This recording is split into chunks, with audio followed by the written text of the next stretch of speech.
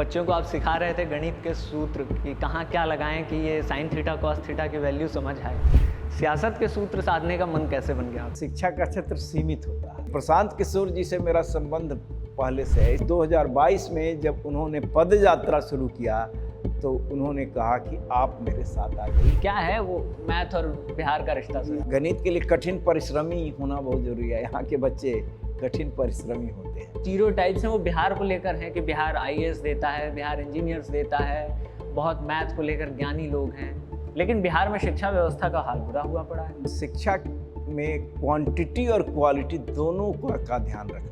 ये शिक्षक भर्ती की जो पूरी व्यवस्था है उसमें आरक्षण के हिमायती हैं या आपको लगता है कि इसे हटाना चाहिए? देखिए, दोनों आरक्षण होना चाहिए। सेशन है वो बहुत डिले चलता है, 3 साल का ग्रेजुएशन 5 साल में पूरा होता है। मगध यूनिवर्सिटी में हमको इसीलिए भेजा गया। लोगों को क्यों जनसुराज के लिए वोट करना चाहिए? क्या ये वो पार्टी है, पार्टी विद डिफरेंस की जो बात होती है? ये पार्टी जो वादा करता है तो वादा को पूरा कैसे करेंगे इसका रोड मैप भी बदलाता है साथ में। मनीष कश्यप को आपकी पार्टी चनपटिया से चुनाव लड़ा रही है, उन पर आरोप लगे कि बिहारी मजदूरों को पीटने का फेक वीडियो उन्होंने बनाया है। दूसरी तरफ करगहर से रितेश पांडे आपकी पार्टी से चुनाव लड़ रहे हैं, जो इस तरह के गाने गाते हैं कि लवंडिया लंदन से लाएंगे, रात भर डीजे बजाएंगे। आपने जो कहा उसके संबंध में हम कोई कमेंट नहीं करना चाहेंगे। पॉलिसी लेवल पे ये आपको ठीक फैसला लगता है? आपकी पार्टी तो, हालांकि आपका जो स्टैंड है आपकी पार्टी का, प्रशांत किशोर लगातार कहते हैं कि हमारी सरकार बनी, पहला फैसला यही करेंगे शराबबंदी हटा। शराबबंदी क्या डेवलप्ड विकसित राज्यों में है क्या? गणित की जो दुनिया है वो एक जादुई दुनिया है। अगर आपको जादू समझ आ जाए, सूत्र सध जाएं, तो फिर ट्रिक मास्टर हैं आप, और नहीं समझ आए तो फिर सिर खुजाते रहिए कि LHS और RHS बराबर कैसे हो गए। इसी गणित की जादुई दुनिया के संभवतः सबसे बड़े जादूगर के साथ हम लोग हैं। नाम कृष्णचंद्र सिन्हा है। इस नाम से आप परिचित नहीं होंगे, लेकिन जिन लोगों का प्रेम मैथ से रहा होगा वो एक नाम से परिचित होंगे, केसी सिन्हा। प्रोफेसर केसी सिन्हा सर आज हमारे गेस्ट हैं खबरगांव की इस बातचीत में, जो चुनाव लड़ रहे हैं पटना की कुम्हरार विधानसभा सीट से। पीछे जो बैनर लगा है उसका रंग देखकर आप समझ गए होंगे कि पार्टी जनसुराज है, प्रशांत किशोर की पार्टी। सर बहुत बहुत स्वागत है और शुक्रिया आपने समय दिया बातचीत के लिए। थैंक यू वेरी मच, और आपके चैनल के दर्शकों को मेरा नमस्कार। सर पहला सवाल तो ये है कि बच्चों को आप सिखा रहे थे गणित के सूत्र कि कहाँ क्या लगाएं कि ये साइन थीटा कॉस थीटा की वैल्यू समझ आए। सियासत के सूत्र साधने का मन कैसे बन गया आपका? देखिए, शिक्षा का क्षेत्र सीमित होता है। जैसे हम अगर किसी यूनिवर्सिटी के वाइस चांसलर हैं तो वहाँ जो सुधार करना चाहते हैं तो कर सकते हैं, लेकिन बिहार को अगर विकसित प्रदेश बनाना है तो हर क्षेत्र में काम करना होगा, और इसके लिए राजनीति के क्षेत्र में आना जरूरी है, क्योंकि इसका क्षेत्र बहुत व्यापक होता है। पूरे प्रदेश के स्तर पर होता है, पूरे देश के स्तर पर भी होता है, और नीति का निर्धारण तो विधायिका में होता है, और उसका कार्यान्वयन भी कैसे होगा ये भी वहीं से निर्णय होता है। तो अगर आप चुन करके जाते हैं और आपकी सरकार बन जाती है तो आपका से रहेगा, आपकी भूमिका होगी नीति निर्धारण में, और उसका कार्यान्वयन कैसे किया जाए, इस दोनों में आपकी भूमिका होगी। तो इसमें भूमिका होगी तो आप बिहार के हित में जो नीति होना चाहिए वो निर्धारण करवा सकते हैं, उसमें आपकी भूमिका होगी, तो आप उसको अपने बिहार के हित में करा सकते हैं, और उसका एक्सक्यूशन कार्यान्वयन कैसे हो, और कार्यान्वयन करने के लिए पक्का इरादा, टाइम बाउंड होना चाहिए। जैसे कार्यान्वयन में नीति निर्धारण हो गया लेकिन कार्यान्वयन नहीं हो पाता है तो उसका असर बेअसर हो जाता है। सर ज़्यादा मुश्किल क्या अभी तक के आपके तजुर्बे में लगता है, बच्चों को पढ़ाना क्लास में, क्योंकि हर तरह के बच्चे आते हैं क्लास में पढ़ने के लिए, या फिर चुनाव लड़ना, चुनाव का प्रचार?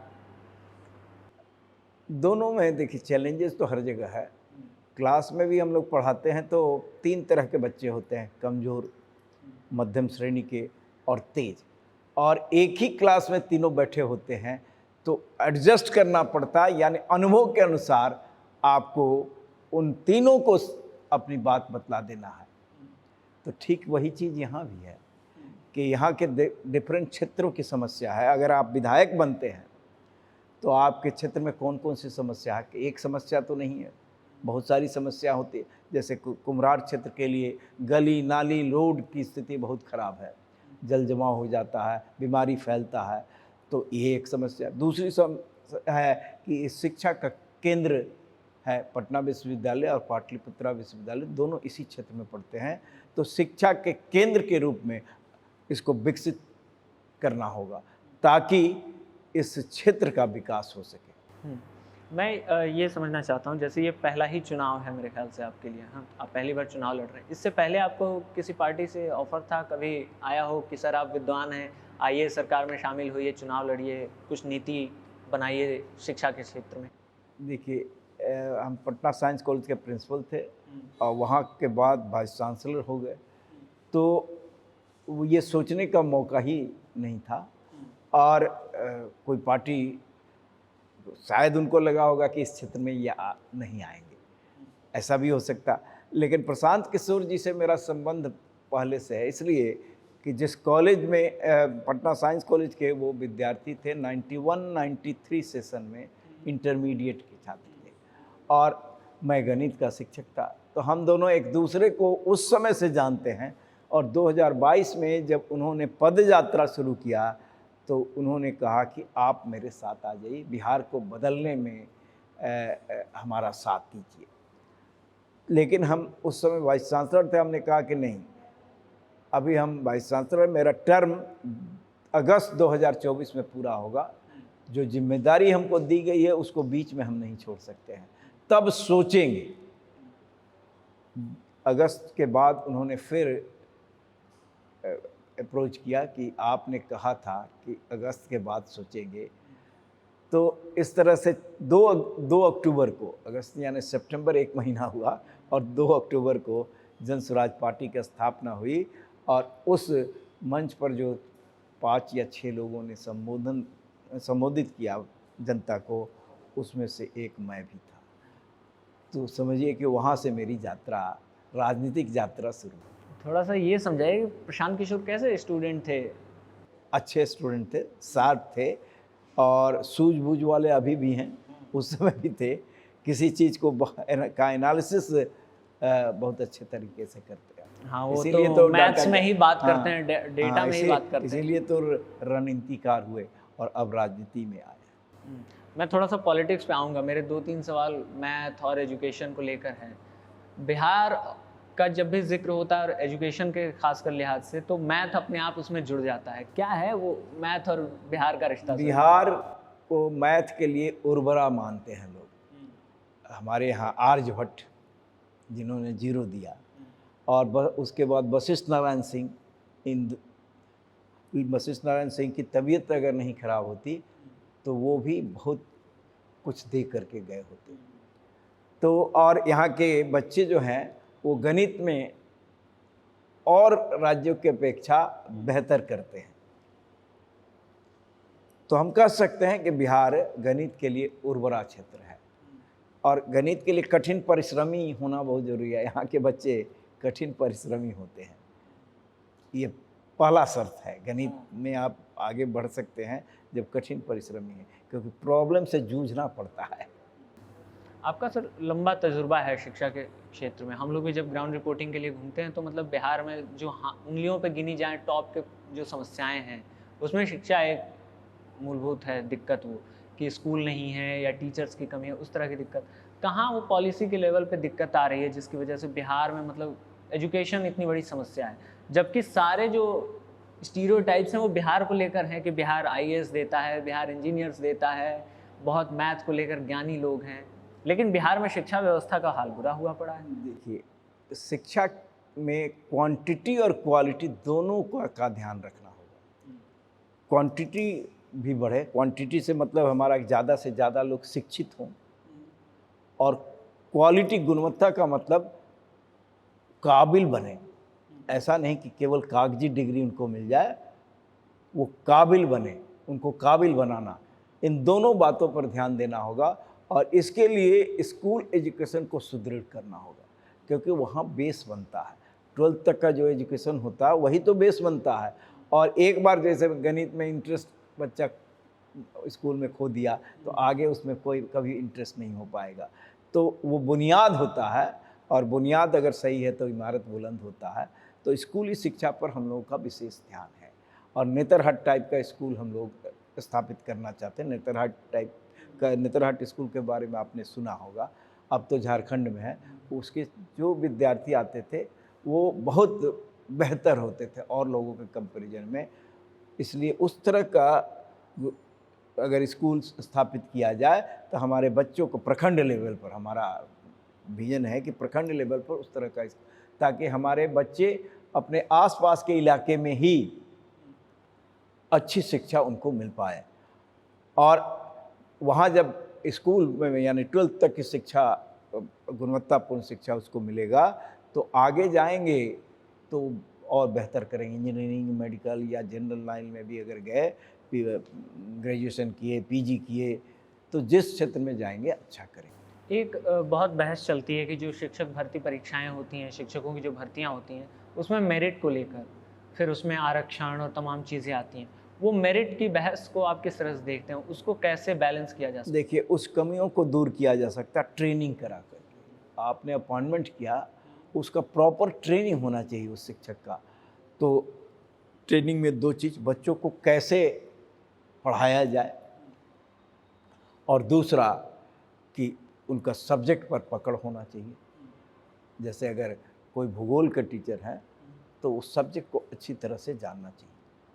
तो ये दोनों के लिए ट्रेनिंग किया जा सकता है, और वही शिक्षक, जिस शिक्षक की बात करते हैं, अगर सही ट्रेनिंग मिल जाए तो बेहतर शिक्षक बन जाएगा। आप ये शिक्षक भर्ती की जो पूरी व्यवस्था है उसमें आरक्षण के हिमायती हैं, या आपको लगता है कि इसे हटाना चाहिए? देखिए, दोनों आरक्षण होना चाहिए। आरक्षण इसलिए होना चाहिए कि जो निचले पायदान पर हैं, जिनको अपॉर्चुनिटी नहीं मिला है, उनको भी तो, उनके बिना आगे उनके आए बिहार के विकास के बारे में सोचा भी नहीं जा सकता। उनकी संख्या ज़्यादा है, उनको तो आगे लाना ही होगा। और इसके साथ साथ हमने कहा ना कि अगर जो आ जाते हैं उसमें कुछ कमी है तो ट्रेनिंग दे करके पूरा किया। लेकिन उसमें जो भर्ती होता है वो बिल्कुल ऑनेस्ट में, उसमें कोई ऐसा नहीं कि क्वेश्चन आउट हो गया, उससे तो गलत लोग आ जाएंगे ना।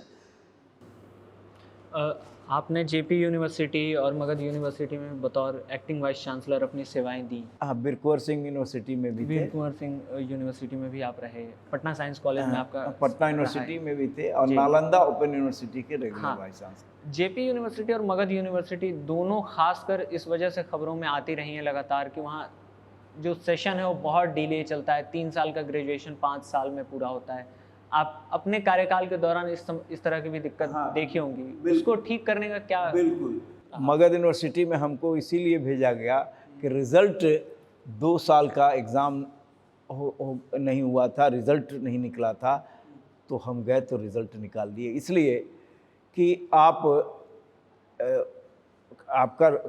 कार्य करने का तरीका जो होता है उस पर बहुत कुछ निर्भर करता है। बहुत जगह केवल नियम कानून और स्ट्रिक्टनेस से नहीं होगा, लोगों को समझा करके वहाँ रिजल्ट क्यों रुका था इस कारण को जानना था, और हमने कारण जान लिया कि क्यों रुका है। उसका डाटा जो है वो कोई कंपनी लेकर के चली गई थी, उससे तो बात करने से वो डाटा मिला, रिज़ल्ट निकल गया। 15 दिनों के अंदर रिज़ल्ट निकला। और जेपी यूनिवर्सिटी का भी सेशन लेट था, लेकिन अब सारा सेशन रेगुलर हो गया। अब पटना यूनिवर्सिटी का बिल्कुल रेगुलर था, नालंदा ओपन का बिल्कुल रेगुलर था, वीर कुंवर सिंह का इसके कंपैरिजन में मगध और जेपी यूनिवर्सिटी के कंपैरिजन में बेहतर था। लेकिन अब सारे यूनिवर्सिटी का सेशन बिल्कुल रेगुलर हो। ये बतौर मुख्यमंत्री नीतीश कुमार का आपका काम शिक्षा के क्षेत्र में कैसा लगता है? क्योंकि उनके कार्यकाल का जब भी आकलन होता है तो उसमें कुछ चीज़ें जो मेंशन की जाती हैं, उसमें पोशाक योजना, साइकिल योजना, कि हाँ वो बच्चों को लेकर आए स्कूल तक, कि वो एक कल्चर डेवलप किया कि बच्चे स्कूल तक पहुँचे। इसमें 2 चीज़ होना चाहिए। एक तो बच्चों को स्कूल तक लाना, और दूसरा उसको क्वालिटी एजुकेशन यानी गुणवत्तापूर्ण शिक्षा देना। तो स्कूल तक, स्कूल ड्रेस जो हुआ, स्कूल तक आया, उस लोग प्रेरित होते हैं, देखते हैं कि लड़कियां साइकिल से जा रही हैं तो दूसरे लोग भी प्रेरित होते हैं कि हम भी अपने बच्चे को भेजेंगे। एक काम तो ये हुआ, लेकिन गुणवत्तापूर्ण शिक्षा जो होती है उसके लिए टीचर, अगर टीचर कमी है तो टीचर का अपॉइंटमेंट करना चाहिए। वहाँ पर वो काम नहीं हो सका। एक पार्ट हुआ, दूसरा पार्ट नहीं हो सका। अब आ जाते हैं पॉलिटिक्स पे। एक मेरे दिमाग में सवाल ये आता है कि लोगों को क्यों जनसुराज के लिए वोट करना चाहिए? क्या ये वो पार्टी है, पार्टी विद डिफरेंस की जो बात होती है, क्या ये अलग है दूसरी पार्टियों से? बिल्कुल है। देखिए, लोग वादा क्योंकि बातें तो दूसरी भी पार्टियां कह रही है कि नौकरी दे देंगे, नौकरी दे देंगे, तो हाँ, वही तो शिक्षा की व्यवस्था कर देंगे। हाँ, वही तो जैसे ये पार्टी जो मुद्दों को ले करके जा रहा है, एक तो मुद्दा बहुत सटीक है इस बिहार हमारे राज्य को आगे ले जाने के लिए, जैसे शिक्षा, दूसरा पलायन रोकना, बेरोजगारी रोकना, यानी शिक्षा और रोजगार पर विशेष ध्यान दिया गया है। इसमें इसके विजन में शिक्षा पर बहुत बल है, क्योंकि शिक्षा ही वो रास्ता हो सकता है जिससे बिहार को आगे ले जाया जा सके। बिहार के संदर्भ में शिक्षा और कृषि, क्योंकि खनिज संपदा यहाँ नहीं है, और बाहर की कंपनियाँ और कल कारखाने को लाने के लिए ये शिक्षा और कृषि के क्षेत्र में काम करना होगा। और बाहर की कंपनियां आए, कल कारखाने खुले, उसके लिए भी दो चीज़ ज़रूरत होता है। एक तो आपका कानून व्यवस्था सही होना चाहिए, नहीं तो कोई भी आकर के अपना कल कारखाना नहीं यहाँ लगाएगा। और दूसरा कि प्रक्रिया जो है, जैसे हमको कोई कल कारखाना लगाना है, कागजी प्रक्रिया है, वो सरल होना चाहिए। जैसे हमको करना है तो हम एप्लीकेशन दिए, फिर हमको एक एक टेबल पर दौड़ना पड़ता है उस कागज़ को, उस फाइल को आगे बढ़वाने के लिए। अगर सिंगल विंडो से ये काम हो, यानी एक बार एप्लीकेशन हमने दे दिया कि हम ये करना चाहते हैं, अपना पूरा प्लान, तो सरकारी मशीनरी को दौड़ना चाहिए, उस व्यक्ति को नहीं जो कल कारखाना लगाना चाहता है। सरकारी मशीनरी को दौड़ना चाहिए कि ये फाइल यहाँ से क्या हुआ, मॉनिटरिंग होना चाहिए। तब लोग प्रेरित होंगे और लोग अपना कल कारखाना लगाने का, अपना कंपनी को बिहार में लाने के लिए। क्या ये बात मतलब दावे के साथ कहा जा सकता है कि जनसुराज पार्टी विद डिफरेंस है? बिल्कुल कहा जा सकता है। जैसे हम लोग वादा कर रहे हैं, ये पार्टी जो वादा करता है तो वादा को पूरा कैसे करेंगे इसका रोड मैप भी बदलाता है साथ में। जैसे एक उदाहरण देते हैं, ये पार्टी कहता है कि रोजी रोजगार का अपना स्वरोजगार स्थापित करने के लिए महिलाओं को या अन्य लोगों को बैंक से ऋण दिलाएगी, क्योंकि 5-10 हज़ार एक बार दे दीजिएगा, उससे कौन सा रोजगार स्थापित, स्वरोजगार स्थापित होगा? वैसा नहीं हो सकता जिससे रेगुलर इनकम आपका हो और आपका परिवार चल सके। इसके लिए 1 लाख, 2 लाख, 5 लाख तक का हमारा कहना है कि ऋण बैंक से दिलवाएंगे, और ऋण लेने के लिए एक बार एप्लीकेशन, उसे सरकारी मशीनरी उसमें दौड़ेगी, उस व्यक्ति को नहीं दौड़ना होगा। और ऋण मिलेगा तो उसमें ब्याज 10% जो लेता है, 10% का ब्याज, बैंक तो अपना ब्याज लेगी, तो उसमें केवल जो व्यक्ति ऋण लिया उसको 4 ही प्रतिशत ब्याज देना होगा, और 6% ब्याज उस व्यक्ति के बदले सरकार देगी। और उसके लिए धन कहाँ से आएगा? उसमें 8,000-9,000 करोड़ रुपया मैक्सिमम चाहिए, उसकी व्यवस्था सरकार करेगी। एक ये सवाल मैं इसलिए भी पूछ रहा हूँ कि जैसे जाति की बहुत बात होती है, और प्रशांत किशोर लगातार दूसरी पार्टियों पे कहते हैं कि ये लोग जात की राजनीति करते हैं, जो भी बिहार की पार्टियां हैं, और वो दावा ये करते हैं कि हम इस ढर्रे पे नहीं चलेंगे। लेकिन जब वो पार्टी का ऐलान कर रहे थे उससे पहले उनका बयान आया था, और बाद में भी वो लगातार कहते रहे कि हम पहला जो हमारी पार्टी का राष्ट्रीय अध्यक्ष होगा वो पढ़ा लिखा दलित समाज का व्यक्ति होगा, फिर अल्पसंख्यक समाज का व्यक्ति होगा। तो वो सिर्फ पढ़ा लिखा नहीं कह पा रहे हैं, वो उसमें कास्ट फैक्टर को लेकर आते हैं। हालांकि जो राष्ट्रीय अध्यक्ष आपकी पार्टी के बने, उदय सिंह, वो सवर्ण समाज से आते हैं, तो वो कास्ट, एक वरिष्ठ पत्रकार हैं इंडियन एक्सप्रेस के, संतोष सिंह जी, तो उनसे हम लोग एक बातचीत कर रहे थे, तो उन्होंने कहा कि बिहार की अगर राजनीति पिज्ज़ा मान लिया जाए, तो इसमें नीचे जो ब्रेड लगा है वो कास्ट है, और सारी पार्टियां उसके ऊपर टॉपिंग कर लेती हैं, विकास, शिक्षा, इन सब चीज़ों की बातें, कि प्रशांत किशोर भी क्या वही कर रहे हैं। देखिए, हम इसको इस एंगल से देखते हैं कि जैसे जिनकी आर्थिक स्थिति अच्छी नहीं है, निचले पायदान पर हैं, उनकी संख्या ज़्यादा है। और उसको कास्ट के एंगल से नहीं सोचिए, उस एंगल से सोचिए कि उनको ऊपर लाना होगा, उनका विकास करना होगा, तभी तो प्रदेश का विकास हो पाएगा। इसलिए उनका प्रतिनिधित्व जहाँ से नीति निर्धारण होता है, जहाँ से कार्यान्वयन होता है, उसमें उनका प्रतिनिधित्व भी होना चाहिए, तभी तो वो अपनी बातों को कह सकेंगे, उनकी बातों को सुनी जा सकेगी। ये कारण है, कास्ट की बात हम लोग नहीं करते। थोड़ा मैनेज करके चलना पड़ता है अगर आपको पॉलिटिक्स करनी है तो, किसी पार्टी को, नेता को। आइडियल कंडीशन कभी नहीं होता है। जो कंस्ट्रेंट्स है उसमें ऑप्टिमाइज करना हम लोग गणित में कहते हैं कि कंस्ट्रेंट्स है, जो लिमिटेशंस भी तो होता है, तो उस लिमिटेशन का पालन करते हुए हमारी कोशिश होगी कि ऑप्टिमाइज करें। ये सवाल मैंने मतलब मेरे दिमाग में इसलिए भी आया, जब मैं आपके पास आ रहा था तो इससे पहले हम लोगों ने मनीष कश्यप का इंटरव्यू किया था। मनीष कश्यप को आपकी पार्टी चनपटिया से चुनाव लड़ा रही है, उन पर आरोप लगे कि बिहारी मजदूरों को पीटने का फेक वीडियो उन्होंने बनाया। इसी पटना के लहासा मार्केट में उन्होंने पुलवामा हमले के बाद कश्मीरी शॉल विक्रेताओं को पीटा और उस पर मुकदमे हुए।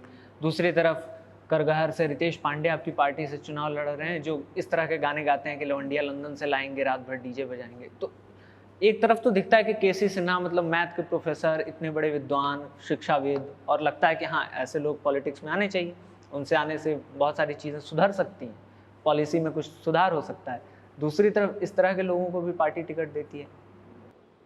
अब पार्टी का अपना गणना होता है, रणनीति होती है, उसके आधार पर, और पॉपुलैरिटी तो उनका है, लेकिन आपने जो कहा उसके संबंध में हम कोई कमेंट नहीं करना चाहेंगे, क्योंकि प्रशांत किशोर जी के पास डाटा है सबका, और उसको एनालाइज करके ही पार्टी, प्रशांत किशोर जी अकेला कोई निर्णय नहीं करते हैं, तो उसको एनालाइज करके ही पार्टी कोई निर्णय लिया होगा।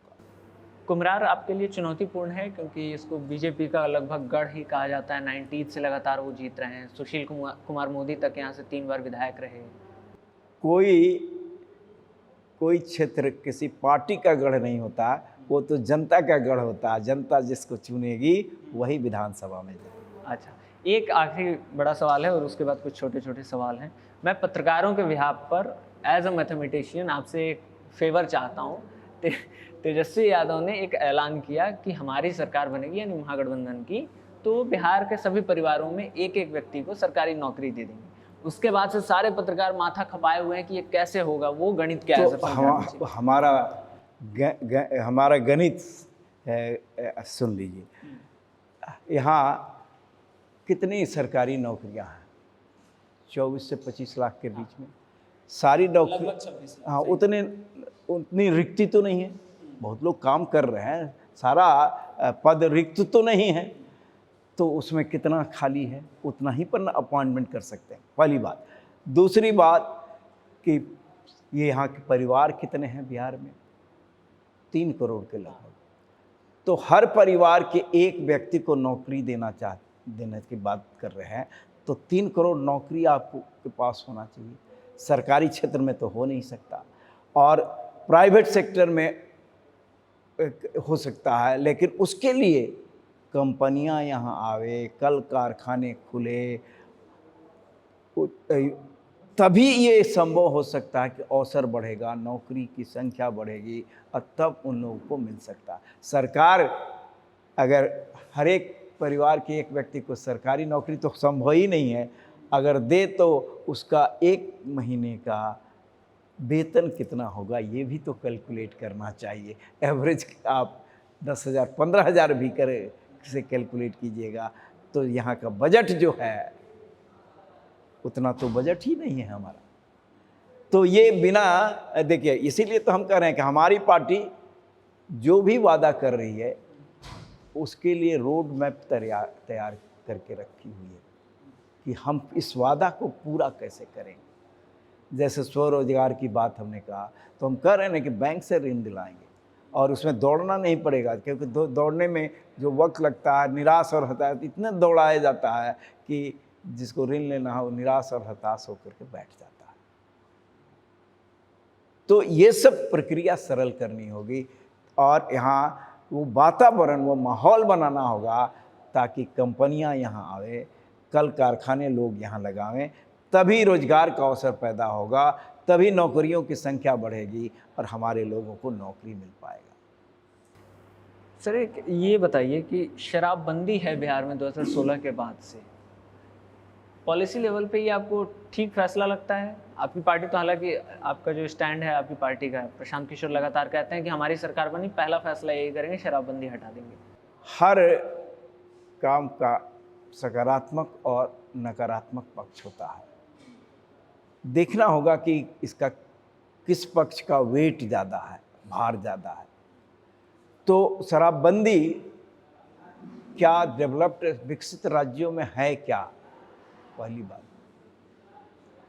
दूसरी बात कि शराबबंदी क्या इफ़ेक्टिव है, नहीं है। और तीसरी बात कि उसके चलते गरीब परिवार के बहुत सारे लोग जेलों में बंद हैं। शराबबंदी हम भी करना चाहते हैं, लेकिन हम लोगों को शिक्षित करके करना चाहते हैं, और इसीलिए तो हम कहते हैं कि हर बच्चे को अगर वो फी नहीं दे पाने की स्थिति में है तो सरकार उसके लिए बच्चे की पढ़ाई का फी दे। तो शिक्षित करके शराबबंदी आसानी से किया जा सकता, क्योंकि अपना हित लोग समझने लगेंगे कि ये क्या गलत है क्या सही है। और दूसरा कि इससे जो रेवेन्यू का लॉस हो रहा, हम साथ में यह भी बात कहते हैं कि 25,000 करोड़ का जो रेवेन्यू होता, 25 से 30 हज़ार करोड़ का, वो जो रेवेन्यू को हम शिक्षा में लगाएंगे, जैसे नेतरहाट टाइप का स्कूल खोलेंगे, क्योंकि उसके लिए धन कहाँ से आए। हम तो यही कह रहे हैं कि हम जो भी कह रहे हैं तो हम उसको रोड मैप भी हमारे पास है, वो भी बतला रहे हैं कि हम यहाँ से पैसा लाएंगे स्कूल, नेतरहाट टाइप के स्कूल खोलने के लिए, ताकि बच्चे उसमें पढ़ाई कर सकें। एक गैर राजनीतिक किस्म का सवाल है, जो बच्चे मैथ से परेशान हैं उनको कोई जड़ी बूटी बता दीजिए, उनको निजात मिल जाए इस चीज़ से। देखिए, सबसे पहला चीज़ तो होता है कि रुचि, इंटरेस्ट होना चाहिए। किसी चीज़ में आप इंटरेस्ट, संगीत में इंटरेस्ट हो गया तो आप अपने कोई कुछ करे या न करे आप उसी में लगे रहिएगा। जैसे देखते हैं कि बच्चा साइकिल चलाना सीखता है तो साइकिल जहाँ मौका मिला साइकिल चलाने लगता है, तो गणित भी वैसा ही है। अगर एक बार इंटरेस्ट हो गया, और गणित को सरल तरीके से बताने का तरीका भी होना चाहिए, उसके लिए ट्रेनिंग, फिर टीचर्स के ट्रेनिंग की बात है। इंटरेस्टिंग ढंग से अगर पढ़ाया जाए तो वो सरल लगता है। गणित जो परसेप्शन है वो वैसा कठिन विषय नहीं है, बल्कि बहुत, और आज के संदर्भ में गणित, टेक्नोलॉजी, तकनीक का ज्ञान और कम्युनिकेशन स्किल, ये तीन चीज़ अगर हो तो जिस क्षेत्र में वो व्यक्ति जाएगा बहुत अच्छा करेगा। अंत में 2 मिनट और, ये अति लघुत्तरीय टाइप के सवाल हैं, इसको रैपिड फायर राउंड कहते हैं इंटरव्यू वाले फॉर्मेट में। कुछ नाम हैं, मैं बोलूँगा, उनके बारे में आपके जो भी ख्याल हो आप बता सकते हैं। नरेंद्र मोदी। देशभक्त। नीतीश कुमार। विकास पुरुष, विजन वाले। Rahul Gandhi. Rahul Gandhi cool minded politician. Tejashwi Yadav. जुआ, ऊर्जावान। प्रशांत किशोर। देश की समस्याओं का सही ज्ञान वाला, डाटा, यानी डाटा और डाटा का एनालिसिस करके यहाँ के समस्याओं को दूर, क्योंकि डाटा, आजकल का युग डाटा का युग है। जिसके पास डाटा सही होगा, डाटा अधिक होगा, उसको एनालाइज करके जो निष्कर्ष निकालेगा वही सही हल निकाल सकता है। बिहार। हाँ, बिहार विकास के शिखर पर पहुंचने की क्षमता वाला प्रदेश है, और ये इस प्रदेश को विकसित राज्यों के श्रेणी में ऊपर से गिना जाना चाहिए। थैंक यू सर, आपने समय दिया। हमारी कोशिश तो ये थी कि अभी थोड़ी और लंबी बातचीत की जाए और गणित पे और शिक्षा और इन सारी चीज़ों पर, लेकिन चुनाव का माहौल है तो उसमें अलग अलग समय की दिक्कतें हैं और कमियां हैं, तो उस वजह से ये छोटी ही बातचीत है। आप केसी सिन्हा सर को सुन रहे थे जो कुम्हरार विधानसभा सीट से चुनाव लड़ रहे हैं।